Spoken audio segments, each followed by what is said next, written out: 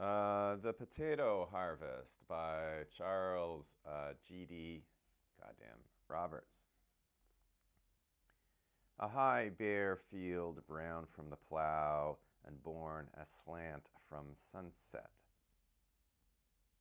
Amber wastes of sky washing the ridge.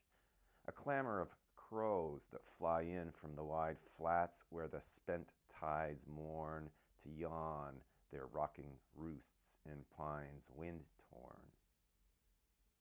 A line of gray snake fence that zigzags by a pond and cattle. From the homestead nigh the long deep summonings of the supper horn.